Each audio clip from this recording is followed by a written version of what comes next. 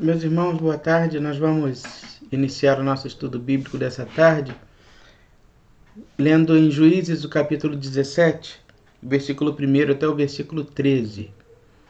A palavra do Senhor diz assim: Havia um homem da região montanhosa de Efraim, cujo nome era Mica, o qual disse à sua mãe: Os 1.100 ciclos de prata que te foram tirados, por cuja causa deitavas maldições, e de que também me falaste, eis que esse dinheiro está comigo. Eu o tomei. Então lhe disse a mãe: Bendito do Senhor seja meu filho. Assim restituiu os 1.100 ciclos de prata à sua mãe, que disse: De minha mão dedico este dinheiro ao Senhor, para meu filho, para fazer uma imagem de escultura e uma de fundição, de sorte que agora eu te devolvo. Porém, ele restituiu o dinheiro à sua mãe, que tomou 200 ciclos de prata e os deu ao ourives, o qual fez deles uma imagem de escultura e uma de fundição, e uma imagem esteve em casa de Mica. E assim este Mica veio a ter uma casa de deuses, fez uma estola sacerdotal e ídolos do lar, e consagrou a um de seus filhos para que lhe fosse por sacerdote. Naqueles dias não havia rei em Israel, cada qual fazia o que achava mais reto. Havia um moço de Belém de Judá, da tribo de Benjamim, que era levita e se demorava ali. Esse homem partiu da cidade de Belém de Judá para ficar onde melhor lhe parecesse. Seguindo, pois, o seu caminho, chegou à região montanhosa de Efraim até a casa de Mica. Perguntou-lhe Mica: De onde vens? Ele lhe respondeu: Sou levita de Belém de Judá, e vou ficar onde melhor me parecer. Então lhe disse Mica: Fica comigo, e sê-me por pai e sacerdote, e cada ano te darei 10 ciclos de prata, o vestuário e o sustento. O levita entrou e consentiu em ficar com aquele homem, e o moço lhe foi como um de seus filhos. Consagrou Mica ao moço levita, que lhe passou a ser sacerdote, e ficou em casa de Mica. Então disse Mica: Sei agora que o Senhor me fará bem, porquanto tenho um levita por sacerdote. Meus irmãos, o texto, essa história, na verdade, a história de Mica, ela se alonga até o versículo 31 do capítulo 18. Né? É uma história bastante longa, com algumas considerações. Né? E a primeira delas, que nos chama a atenção, é o quanto o povo de Israel estava distante de Deus. O quanto aquele povo que foi resgatado por Deus do Egito, a quem o Senhor alimentou, o Senhor cuidou, o Senhor proveu, o Senhor foi tão zeloso, tão cuidadoso, mas aquele povo distanciou-se de Deus, né? E é isto que nos revela o texto da palavra do Senhor. O quão distante de Deus esteve aquele povo, né? Aquele povo que foi retirado do Egito com o propósito de servir e honrar ao Senhor. Outra questão, meus irmãos, que chama a nossa atenção, a Bíblia também nos chama a atenção para a necessidade de disciplina, né? Do saber disciplinar os nossos filhos. Disciplinar os nossos filhos não é apenas, né, a ideia de disciplinar não deve estar associada ou atrelada, né, à ideia do castigo físico. Mas disciplinar os nossos filhos é ensinar a eles, dar a eles a dimensão correta, a dimensão exata do bem e do mal, do certo e do errado. Né? O que é certo e o que é errado. O que é o bem e o que é o mal. O que eu devo e o que eu não devo fazer, o que eu posso e o que eu não posso fazer. E as consequências, tanto da prática do bem quanto da prática do mal. Né? Mostrar para eles que existem os comportamentos corretos, serão recompensados, mas os comportamentos errados, eles também nos imporão um preço a ser pago. E a primeira coisa que nós vemos aqui com relação a Mica, não é que Mica vive num ambiente de Israel que nesse momento é tremendamente idólatra, um ambiente tremendamente idólatra, né? É um Israel idólatra.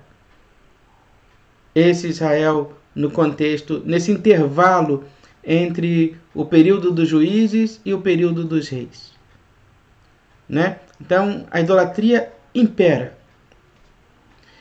Outra questão que nos chama a atenção é, por pior que fosse o juiz, a vida ainda era melhor com o juiz do que sem ele, né? Era melhor ter um péssimo juiz, como foi Sansão, do que não ter nenhum. Porque agora que não há nenhum juiz reinando, Sansão morreu, ainda não vem não virá um novo juiz.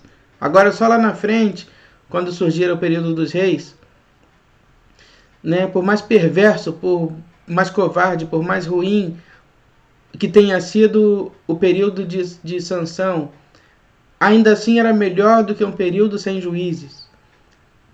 E a falta da presença dos juízes foi que promoveu, ou que provocou, ou que criou, ensejou, né, toda aquela idolatria em Israel. Mas como eu estava falando lá no começo, a respeito da disciplina e da correção, né, sumiu, o texto nos diz o seguinte, sumiu um dinheiro na casa de Mica, né? Na casa de Mica sumiu um dinheiro. Diz o texto da palavra do Senhor que eram 1.100 ciclos de prata. Foram retirados da mãe de Mica. E Mica olha para a mãe e diz: mãe, sabe aquele dinheiro que sumiu, aqueles 1.100 ciclos de prata? A senhora está aí xingando, blasfemando, muito irritada, muito aborrecida por causa dele. Eu sei, sim, meu filho, sei. Pois é, fui eu que peguei. Fui eu que peguei o dinheiro. Fui eu que roubei o seu dinheiro. Roubei o seu dinheiro. Não é porque é o filho que a gente vai abrandar, não é porque quando é o filho da gente, a gente geralmente faz o quê? Fala diferente, coloca a coisa de uma outra forma, né? Dá uma dimensão menos agressiva, ou menos pesada, ou menos relevante ao fato ocorrido, mas o fato é que Mica roubou o dinheiro da mãe. E ele volta lá para dizer para ela. Ele, no momento nenhum, ele disse: mãe, eu estou arrependido, mãe, eu não deveria ter feito isso. Não, ele simplesmente diz: mãe, foi eu que roubei o seu dinheiro. E como é que a mãe reage? Louvado seja Deus pela vida do meu filho. Louvado seja Deus pela vida do meu filho. Né? Diz o texto lá no versículo 2, depois de Mica ter falado isso com a mãe, né? A mãe diz: bendito do Senhor seja o meu filho. Bendito seja do Senhor seja o meu filho que me roubou. Né? Nem a satisfação de ter o dinheiro de volta justifica a mãe bendizer o filho naquele momento, porque aquela palavra de bênção para aquele filho, não que ela devesse ter uma palavra de maldição, mas a palavra de bênção naquele momento implicava numa aprovação da mãe de Mica para aquilo que ele fez. Né? E aí a mãe vai dizer a Mica: olha, desse dinheiro eu vou te dar 200 ciclos de prata para você fazer uns ídolos, umas imagens, uns deuses para você, tá? Então ela mesma foi, diz o texto da palavra do Senhor, né, que foi até a casa de um fundidor e mandou: prepara aí umas imagens de escultura, umas imagens de metal fundido, né? Também toma aqui uma estola sacerdotal para você celebrar os seus deuses. E assim Mica fez. E se não bastasse, ele ainda pegou: olha, está aqui. Transformou a casa dele num grande templo, né? Um templo idólatra, né? Para adoração a outros deuses. Pegou o filho dele E se você vai ser o sacerdote nesse templo idólatra que eu estou construindo, que eu estou transformando a nossa casa. Esse antro de idolatria que eu estou transformando a minha casa, você vai ser o sacerdote nele. E toma aqui ainda uma estola sacerdotal para que você possa adorar os nossos deuses, né? E surgiu então, diz o texto lá, né? Que por quê? Conforme a lei de Moisés, apenas os descendentes de Levi poderiam exercer o sacerdócio. Apenas os levitas seriam sacerdotes em Israel. Então está passando por aquela região um levita jovem e que pôs no coração, o lugar onde eu me agradar eu vou ficar. E Mica então falou, então vem cá. Já que a palavra de Deus diz que só vocês levitas podem ser sacerdotes, então vem para cá para você ser o sacerdote na minha casa. Eu vou te sustentar, eu vou te dar todos os recursos, todas as condições para que você seja o sacerdote na minha casa. Aí Mica diz, agora eu estou fazendo a coisa certa, porque tem até um sacerdote levita, tem até um levita servindo de sacerdote na minha casa, ainda que seja para adorar um Deus estranho, feito por mãos de homens, né? Um objeto de idolatria. Ainda que sendo assim, mas tem um sacerdote. Eu estou cumprindo, está aqui, está na Bíblia, viu? Está na palavra de Deus. O sacerdote que serve lá na minha casa, ele serve aos deuses estranhos, né? Aos ídolos do lar que eu construí. Mas esse sacerdote, ele é um levita. Ele é um levita, não é qualquer um, não. Não é o meu filho, não. É o levita que está lá na minha casa. E Mica conclui dizendo, né? Eu sei agora que o Senhor me fará bem, porquanto tenho um levita por sacerdote, né? Então, o que Mica tá dizendo, né? Agora eu estou mais próximo de Deus. Agora eu estou mais próximo de Deus. Meus irmãos, os sinais ou o sinal de que nós estamos mais próximos de Deus não é o fato de as coisas nos irem bem ou nos irem mal. Não é a alegria ou a tristeza que a gente sente, não são os nossos sentimentos que determinam para nós que nós estamos ou não mais próximos de Deus. Né? O pecado nos engana. Né? O pecado nos engana, nos induz ao erro. Não é? Porque ele é pecado. Né? É pecado. E muitas vezes nós estamos assim, cometendo pecado, e porque nós estamos felizes cometendo pecado, nós achamos que Deus está nos aprovando. Né? A nossa felicidade não é um sinônimo, né? Não é um sinal da aprovação de Deus. A nossa alegria não é um sinal da aprovação de Deus. A palavra de Deus nos diz que pelos frutos os conhecereis. E o pecado engana, assim como enganou Mica. Engana a nós também. Mica estava fazendo tudo errado, mas ele estava feliz. Mica estava fazendo tudo errado, mas apareceu por lá um levita, e ele fez daquele levita sacerdote. Né? Então agora eu tenho um sacerdote dentro da minha casa que é um levita. Então é sinal de que Deus está me aprovando. Isso não é sinal de que Deus está te aprovando.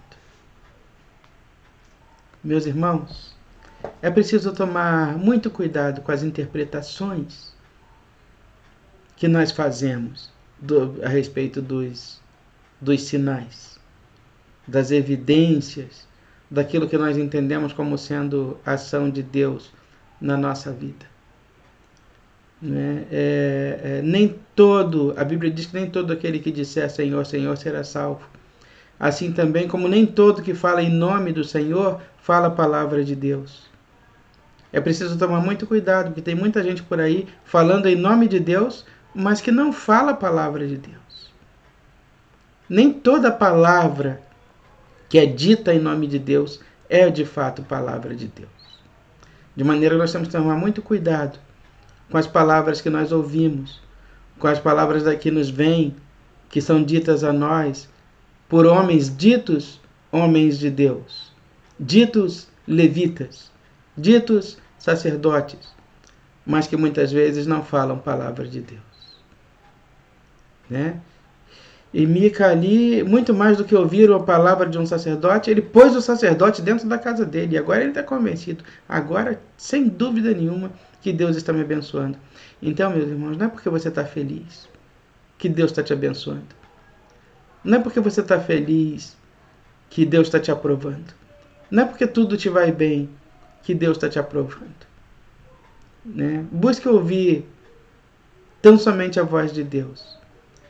E espere que a voz de Deus, ela testifique no seu coração o que é de fato e de verdade a vontade de Deus para a sua vida, a palavra de Deus para você. Que Deus te abençoe e te guarde nessa manhã. Fique à vontade para ler o capítulo 18 também e ver todo o restante da história de Mica, né, o seu relacionamento com os danitas, né, que eram os filhos de Dan, da tribo de Dan, e todos os outros feitos ainda. Fique à vontade para ler, está tudo contido lá no capítulo 18. Que Deus te abençoe e te guarde nessa tarde. Vamos orar ao Senhor, encerrando o nosso estudo bíblico e reunião de oração dessa tarde. Senhor nosso Deus, bondoso Pai, Pai amoroso, nós te agradecemos, Senhor, porque podemos nos sentir próximos de Ti. Porque sabemos, ó Deus, independente de que se as coisas vão bem ou vão mal, se o nosso rosto expressa alegria ou tristeza, se são lágrimas ou sorriso que estejam no nosso rosto, nós sabemos, ó Deus, que apesar de todas essas coisas, o Senhor nos tem aprovado e tem andado conosco. Mas ajuda-nos, ó Deus, a não viver uma vida acomodada, a não medir ou querer avaliar, ou mesmo compreender o Teu querer e a Tua vontade para a nossa vida, tão somente a partir dos nossos sentimentos ou das nossas sensações. Mas que nós sejamos, ó Deus, praticantes da Tua palavra. Que possamos, ó Deus, buscar em todo o tempo produzir frutos do Espírito. E que seja esse sim, Senhor, o sinal de que estamos fazendo a Tua vontade.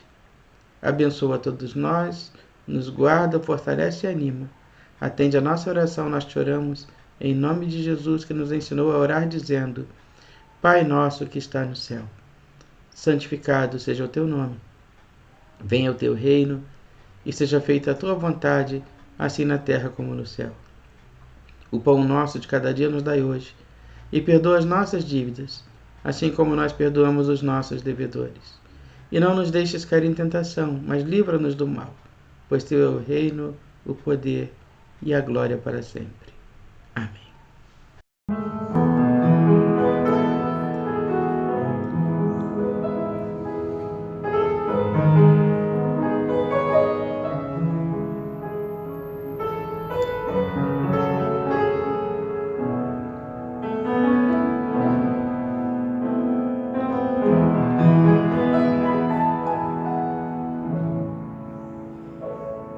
Por saber quem Tu